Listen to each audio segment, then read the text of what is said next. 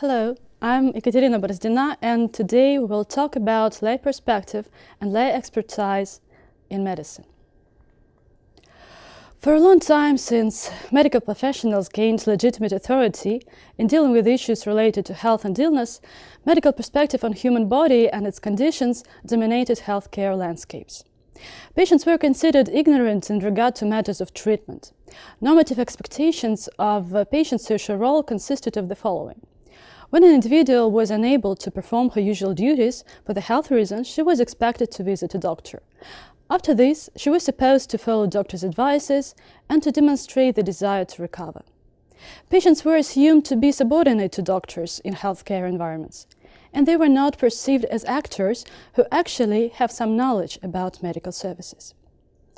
In the end of the 20th century, activists of different social movements, feminist and HIV social movements as the most important cases, have questioned these assumptions. For example, while discussing maternity healthcare in UK, feminists have demonstrated that maternal perspective on pregnancy and childbirth differs from the medical one.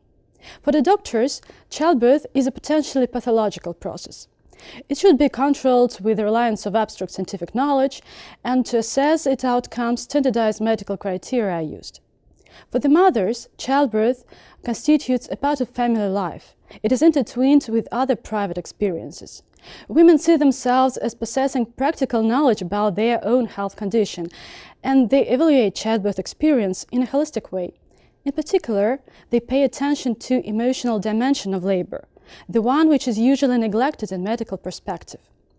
Activists and researchers prove that such failure to acknowledge patients' perspective actually influences results of treatment in a negative way.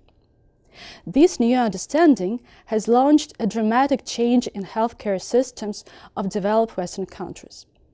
Medical professionals have been required to be more accountable to lay assessment and more sensitive to patient demands. Such expressions as shared decision-making, patient-centered medicine, and public participation in healthcare have entered both academic parlance and the discourse of healthcare policy. However, interference of lay perspective in healthcare domain has not been limited to the issues of organization of medical care.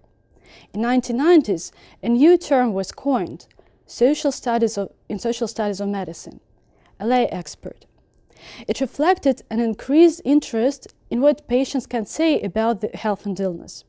By the time, it was quite obvious the demands of lay people as users of health services should be taken into account while designing the rules of medical institutions. The following step was to ask if a lay person can have some knowledge about disease that could be as valuable as a professional one.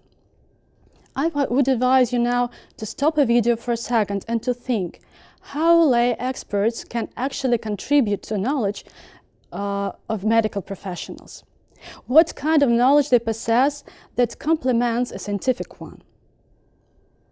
Actually, lay experts usually are viewed as a source of information about mundane practicalities related to some health condition.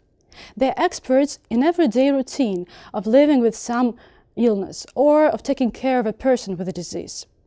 To highlight the importance of this kind of knowledge, we can consider an example of diagnosing dementia in people with Down syndrome. It might be a tricky business, and the most essential element here is an ability to grasp subtle changes in existing symptoms. Carers are experts in the routine of people with Down syndrome and are more able than doctors to spot such changes and to trigger the alarm.